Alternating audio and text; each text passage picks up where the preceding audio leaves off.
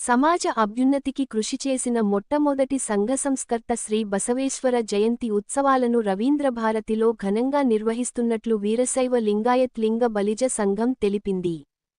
Somajiguda press క్లబ్లో జయంతి ఉత్సవాలకు సంబంధించిన పోస్టర్లను అధ్యక్షుడు పట్లోళ్ల సంగమేశ్వర్, గౌరవ అధ్యక్షులు ఈశ్వరప్పలు ఆవిష్కరించారు. ఈ సందర్భంగా వారు మాట్లాడుతూ సమాజంలో మార్పు తీసుకువచ్చేందుకు బసవేశ్వరుడి కృషి ఎనలేనిదని అన్నారు. బసవేశ్వరుడి 892వ జయంతి వేడుకలను అంగరంగ వైభవంగా నిర్వహిస్తున్నట్లు చెప్పారు. ఈ కార్యక్రమానికి ముఖ్య అతిథులుగా ముఖ్యమంత్రి రేవంత్ రెడ్డి హాజరై ప్రసంగిస్తారని చెప్పారు. నేను రాష్ట్ర వీరశైవ లింగాయత్ లింగ బలిజ సంఘం అధ్యక్షుడిగా కొనసాగుతున్నాను.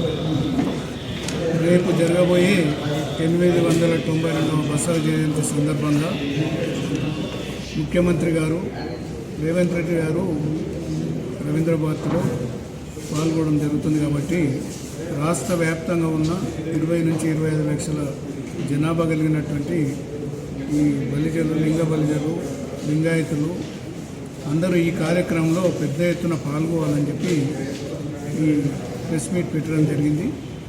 ఈ కార్యక్రమంలో పాల్గొంటున్నటువంటి చాలామంది మా సంఘ పెద్దలందరికీ ఆహ్వానించినందుకు, ముఖ్యంగా ఇది అఫీషియల్గా జరుగుతున్న కార్యక్రమం కాబట్టి మరి బసవేశ్వరుడు 12వ శతాబ్దంలో తీసుకున్నటువంటి కార్యక్రమాలన్నీ కూడా మరి వాటిని ఎన్లైట్ చేయడానికి ప్రింట్ మీడియా కానీ అట్లనే ప్రెస్ ద్వారా కానీ ఈ కార్యక్రమం అందరికీ తెలియజేయాలన్న ఉద్దేశంతో ఈ కార్యక్రమం నిర్వహిస్తూ ఉన్నాం. మరి 892 సంవత్సరాల క్రితము అప్పుడు స్త్రీలకు సమానమైనటువంటి హక్కులు కల్పించినటువంటి మహానుభావుడు బసవేశ్వరుడు మరి కర్ణాటకలో ఉన్నటువంటి మరి అక్కడ అనుభవ మంటపాన్ని ఏర్పాటు చేసి పార్లమెంట్, అంటే అప్పట్లో జరుగుతున్న 892 సంవత్సరాల క్రితము పార్లమెంటును ఏర్పాటు చేసినటువంటి మహానుభావుడు బసవేశ్వరుడు. మరి అట్లాగే మరి కాయకమే కైలాసం అనే విధంగా మరి అందరినీ కష్టపడి పనిచేసే విధంగా రూపుదిద్దినటువంటి మహానుభావుడు బసవేశ్వరుడు. మరి ప్రపంచంలో మరి లండన్లో పోయినప్పుడు ప్రధానమంత్రి గారు మరి బసవేశ్వర విగ్రహాన్ని ప్రతిష్ఠ చేయించినారు.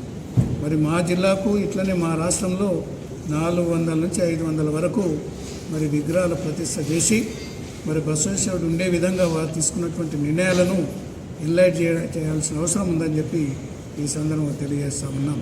మరి బసవేశ్వరుని కార్యక్రమానికి ముఖ్యమంత్రి గారు రావడము మాకు గర్వకారణంగా ఉంది.